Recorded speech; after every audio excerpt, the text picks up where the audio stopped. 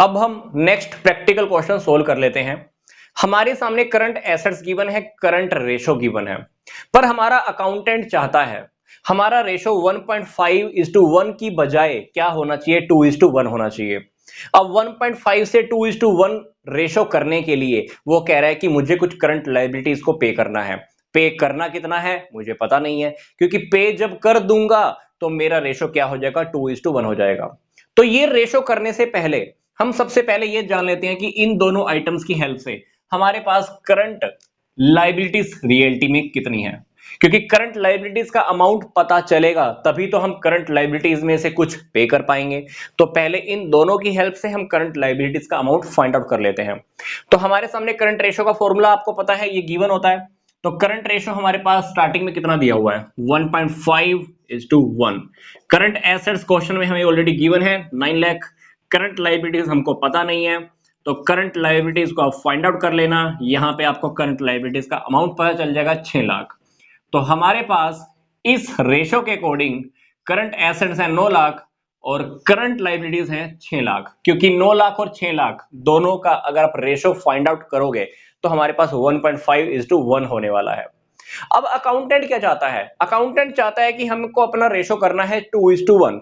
अब रेशो अगर हमको 2:1 करना है तो वो कहता है कि हमें कुछ करंट लायबिलिटीज की पेमेंट करनी होगी, पर कितनी पेमेंट करनी होगी हमको नहीं पता।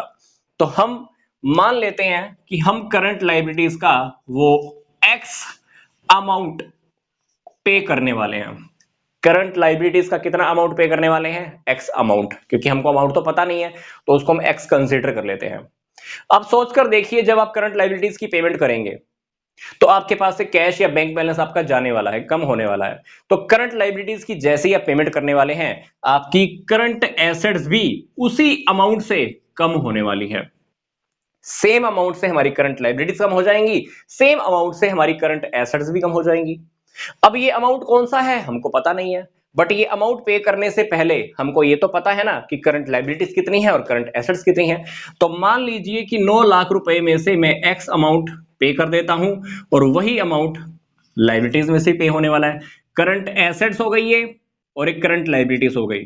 तो जब मैं एक्स अमाउंट पे कर दूंगा तो मेरा रेशो कितना होने वाला है, 2:1, क्योंकि क्वेश्चन में वो हमको पहले ही बता चुका है। जब आप एक्स अमाउंट करंट लायबिलिटीज की पेमेंट कर देंगे तो हमारा रेशो कितना हो जाना चाहिए, 2:1 हो जाना चाहिए। तो current ratio is equal to current assets divided by current liabilities. तो यहां से आपको क्या करना है, अभी एक्स का अमाउंट फाइंड आउट करना है। तो यहां से पूरी इक्वेशन सोल्व कर लेना, तो आपके पास एक्स का अमाउंट आ जाएगा, दैट इज 3 लाख रुपीज। मतलब यहां पर एक्स की वैल्यू कितनी आ गई, 3 लाख। तो आपको करंट लायबिलिटीज की पेमेंट कितनी करनी है, 3 लाख। तो जब आप 3 लाख रुपए की पेमेंट कर दोगे तो आपकी करंट लायबिलिटीज भी 3 लाख से कम हो जाएंगी और करंट एसेट्स भी आपकी 3 लाख से कम हो जाएंगी। अगर आप अब क्वेश्चन को वेरीफाई करना चाहते हो तो वेरिफिकेशन से पहले मैं आपको बता देता हूं कि हमारा आंसर रियलिटी में आ चुका है कि हमको रियलिटी में करंट लायबिलिटीज की पेमेंट कितनी करनी है, 3 लाख। क्वेश्चन में बस आपसे यही पूछा जा रहा था, बट फिर भी अगर आप लास्ट में क्वेश्चन को वेरीफाई करना चाहते हैं तो हमको क्या करना होगा, ध्यान से देखिए। आपकी करंट एसेट्स कितनी थी, 9 लाख। करंट लायबिलिटीज कितनी थी, 6 लाख। 6 लाख रुपए में से 3 लाख आपको करंट एसेट्स के कम हो जाएंगे और 3 लाख रुपए आपकी करंट लायबिलिटीज कम हो जाएंगे। तो ऊपर क्या रहने वाला है, 6 लाख, नीचे क्या रहने वाला है, 3 लाख। दोनों को आप सोल्व करेंगे तो रेशियो क्या हो जाएगा, 2:1। यही तो हम चाहते थे कि वो अमाउंट 3 लाख रुपए का है जो करंट एसेट्स को भी कम कर देगा और लायबिलिटीज तुमको पे करनी ही थी। तो वो पे करने के बाद आपकी current asset 6 lakh, current liabilities 3 lakh, दोनों का रेशियो 2:1 जो हमको मेंटेन करना था। तो लास्ट में मैं आपको फिर से बोल रहा हूं, रियलिटी में जो अमाउंट हमको फाइंड आउट करना था वो यही अमाउंट फाइंड आउट करना था कि वो करंट लायबिलिटीज की कितनी वैल्यू है जो हम पे कर दें तो हमारा रेशो 2:1 हो जाए। तो वो वैल्यू है 3 लाख रुपीज की। अब हम नेक्स्ट क्वेश्चन सोल्व कर लेते हैं। इसमें हमें फाइंड आउट करना है डेट इक्विटी रेशो, मतलब बिजनेस के ओनर्स के कंपैरिजन में हमारा बाहर से पैसा हमने कितना बोरो किया हुआ है, तो उसको हम बोलेंगे डेट इक्विटी रेशो।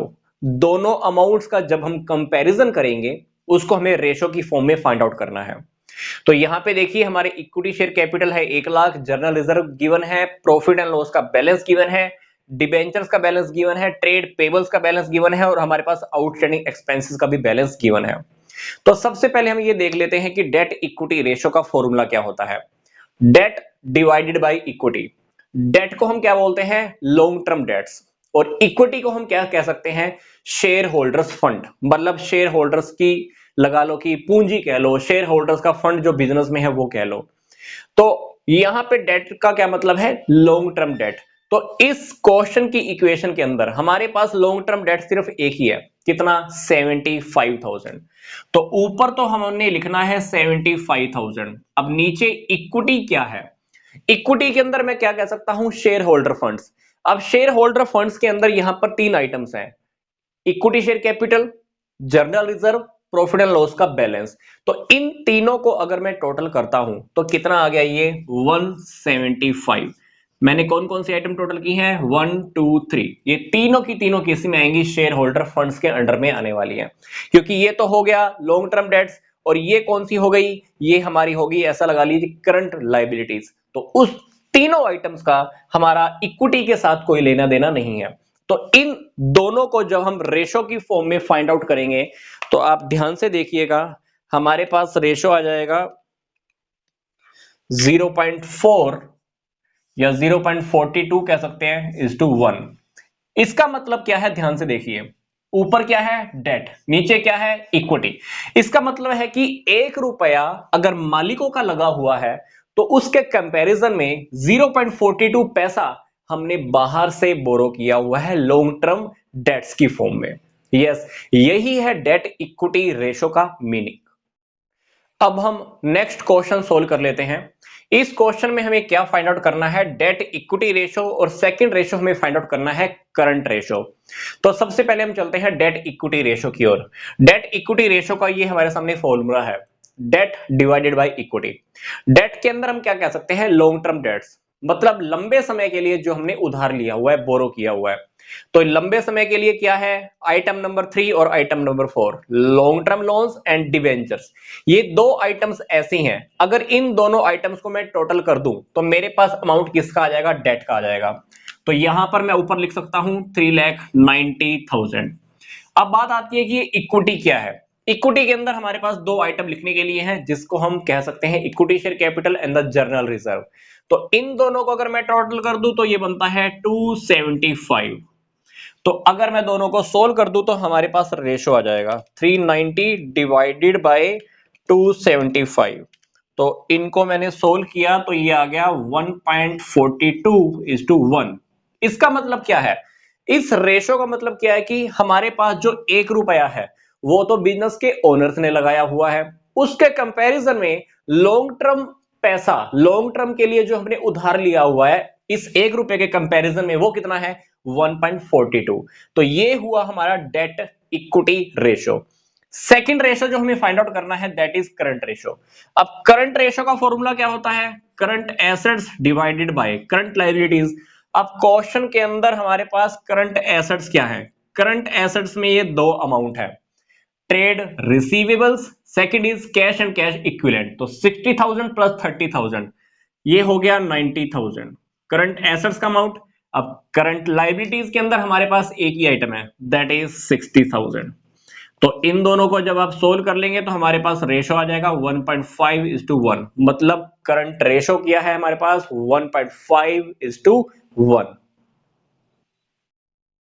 अब हम नेक्स्ट क्वेश्चन सोल्व कर लेते हैं।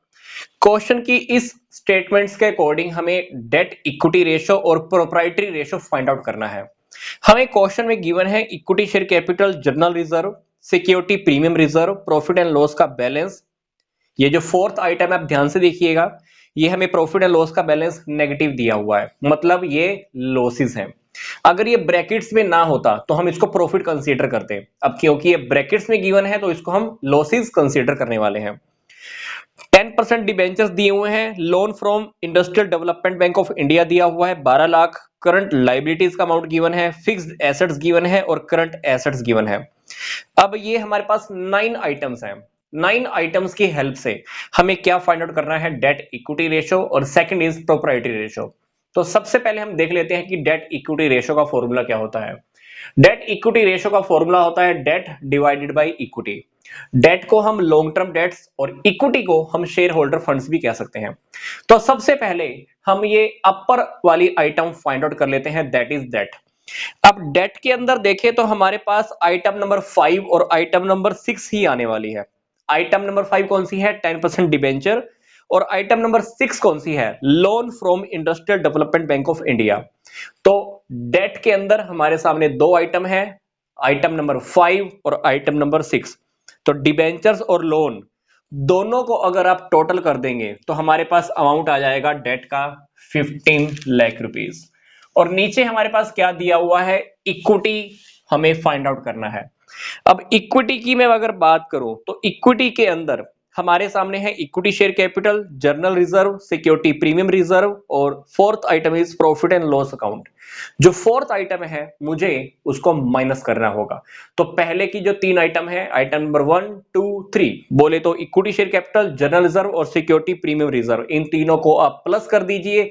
चौथी आइटम जो आपका प्रॉफिट एंड लॉस का जो नेगेटिव बैलेंस दिया हुआ है इसको आप माइनस कर दीजिए। तो 20 लाख, 10 लाख और 6 लाख, ये हो गया 36 माइनस 1, 35 लाख। तो आपको क्या करना है? 15 लाख डिवाइडेड बाय 35 लाख। बोले तो डेट का भी आपने टोटल लिख दिया और इक्विटी का भी आपने टोटल लिख दिया। तो दोनों को जब आप डिवाइड करके देखोगे तो आप थोड़ा सोल्व करके इसको देख लेना, हमारे सामने आ जाएगा ये 0.43:1। इसका मतलब है कि बिजनेस के ओनर्स का अगर 1 रुपया लगाया हुआ है बिजनेस में, तो बाकी उसके कंपैरिजन में 0.43 रुपीस हमने बाहर से लॉन्ग टर्म की फॉर्म में बोरो किया हुआ है। तो ये हमने सबसे पहले फाइंड आउट किया डेट इक्विटी रेशो। अब हम चलते हैं प्रोप्राइटरी रेशो के अंदर। प्रोप्राइटरी रेशो के अंदर फॉर्मूला देखिए हमारे सामने क्या है। ऊपर हमें लिखा होता है शेयर होल्डर फंड्स और नीचे हमने लिखना होता है टोटल एसेट्स। इसको हम मल्टीप्लाई कर देते हैं 100 से, तो ये परसेंटेज के फॉर्म में फाइंड आउट होता है। तो यहां पर अगर आप शेयर होल्डर फंड की बात करें तो शेयर होल्डर फंड हम ऑलरेडी फाइंड आउट कर चुके थे इक्विटी की फॉर्म में। तो शेयर होल्डर फंड इक्विटी की फॉर्म में कितने हैं? 35 लाख। तो हमारे पास अपर वाली आइटम तो ऑलरेडी अवेलेबल है, दैट इज 35 लाख। अब बात आती है टोटल एसेट्स। अब इस क्वेश्चन में टोटल एसेट्स हमारे सामने गिवन है। कौन कौन सी आइटम है? आइटम नंबर 8 और item number 9। Item number 8 fixed assets की और आइटम नंबर 9 करंट एसेट्स। तो फिक्स्ड एसेट्स और करंट एसेट्स दोनों को अगर हम कंबाइन कर देते हैं तो क्या बन जाता है? Total assets. तो टोटल एसेट्स का अमाउंट आ जाएगा 60 लाख। तो 35 lakh divided by 60 lakh multiply 100। तो इसको जब आप परसेंटेज की फॉर्म में फाइंड आउट करोगे तो हमारे सामने परसेंटेज आ जाएगी 58.33%। तो किसी भी क्वेश्चंस के अंदर रेशोज को फाइंड आउट करना बहुत इजी है, बट उससे पहले आपको फॉर्मूला पता होना चाहिए, फॉर्मूलाज क्या हैं और उनमें क्या क्या आइटम्स आने वाली हैं। क्वेश्चंस में आइटम गिवन होती हैं, आपको बस उसको टोटल वगैरह करना है और रेशो आप बहुत इजीली फाइंड आउट कर सकते हैं। अब हम नेक्स्ट क्वेश्चन सोल्व कर लेते हैं। इस क्वेश्चन में हमें current ratio, quick ratio, debt equity ratio and the proprietary ratio find out करना है। इस क्वेश्चन में हमें 9 आइटम्स गिवन है। First is inventory, second is prepaid expenses. इन दोनों आइटम्स के अलावा हमारे पास थर्ड आइटम दी हुई है जिसको इन्होंने नेम दिया हुआ है अदर करंट एसेट्स। मतलब अगर मैं टोटल करंट एसेट्स की बात करूं तो मेरे को फर्स्ट, सेकंड और थर्ड तीनों आइटम्स को टोटल करना होगा, तब आएगा टोटल करंट एसेट्स। आगे देखिए item number 4 current liabilities, item number 5 12% debentures, फिर प्रॉफिट एंड लॉस का balance, equity share capital, long term investment and the fixed assets. तो क्वेश्चंस के अंदर हमें 4 रेशोज फाइंड आउट करने हैं, current ratio, quick ratio, debt equity ratio and the proprietary ratio. तो सबसे पहले हम सोल्व कर लेते हैं करंट रेशो। तो करंट रेशो का हमारा फॉर्मूला क्या होता है, ध्यान से देखिए। करंट रेशो के अंदर current assets divided by current liabilities, और अगर मैं बात करूं क्विक रेशो की, इसमें liquid assets divided by current liabilities का फॉर्मूला होता है। तो सबसे पहले हम फाइंड आउट करने जा रहे हैं करंट रेशो। अब करंट रेशो में हमें ऊपर क्या लिखना होता है? Total current assets. और टोटल करंट एसेट्स के बारे में मैंने आपको अभी बताया था। पहली 3 items inventory, prepaid expenses and the other current assets. तो पहले वाली 3 आइटम्स को अगर आप टोटल कर दें तो ये हमारे पास आ जाएगा 82,000। आगे देखिए हमने डिवाइड में क्या लिखना है? Current liabilities, item number 4 that is 40,000। तो आप इन दोनों को सोल्व कर देना, हमारे पास रेशो आ जाएगा 2.05:1। तो ये हुआ करंट रेशो। अब हम चलते हैं सेकंड रेशो की ओर, that is quick ratio. Quick ratio के अंदर या लिक्विड रेशो के अंदर हमें ऊपर क्या लिखना होता है, लिक्विड एसेट्स। अब लिक्विड एसेट्स कैसे होती हैं, टोटल करंट एसेट्स में से अगर मैं प्रीपेड एक्सपेंसेस और इन्वेंट्री को माइनस कर देता हूं तो उसको मैं क्या बोलूंगा, लिक्विड एसेट्स। तो लिक्विड एसेट्स रियलिटी में क्या होती हैं, करंट एसेट्स में से प्रीपेड एक्सपेंसेस और इन्वेंट्री को अगर मैं माइनस कर दूं तो वो क्या बन जाती हैं, लिक्विड एसेट्स। तो क्वेश्चन के अंदर ध्यान से देखिए, जो आइटम नंबर 3 है वो ऑलरेडी हमें लिक्विड एसेट्स की फॉर्म में गिवन है, जिसको मैं कह सकता हूं 50,000। क्योंकि अगर हम 50,000 के अंदर पहली दो आइटम्स भी टोटल कर देते तो वो तो फिर से करंट एसेट्स बन गई। तो करंट एसेट्स में से डेफिनेटली मैंने पहली दो आइटम्स को रिमूव करके सिर्फ और सिर्फ आइटम नंबर 3 लिखा है इन the form of liquid assets, या जिसको हम क्विक एसेट्स भी कह रहे हैं। और डिवीजन में हमें क्या लिखना है, करंट लायबिलिटीज। ये तो क्वेश्चन में हमें ऑलरेडी गिवन है आइटम नंबर 4। तो इसको आप सोल्व कर लेना, आपके पास रेशो आ जाएगा, रेशो आएगा आपके पास 1.25:1। तो ये हुआ हमारा क्विक रेशो। इसके बाद हमको क्या करना है, debt equity ratio find out करना है। तो सबसे पहले आपको डेट इक्विटी रेशो का फॉर्मूला पता होना चाहिए। डेट इक्विटी रेशो में हमें फॉर्मूला गिवन है, debt divided by equity. Debt को हम क्या बोलते हैं, लॉन्ग टर्म डेट्स, और इक्विटी को हम शेयर होल्डर फंड्स भी कह सकते हैं।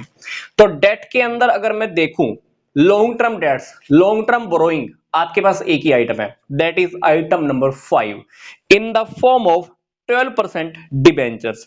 तो आप डेट की जगह पे लॉन्ग टर्म डिबेंचर्स या जो भी 12% डिबेंचर का अमाउंट गिवन है वो आप लिख दीजिए। तो डेट का हमारे पास एक ही आइटम गिवन है डिबेंचर्स की फॉर्म में, वो आपने लिख दी। अब बात आती है कि इक्विटी में क्या क्या आने वाला है।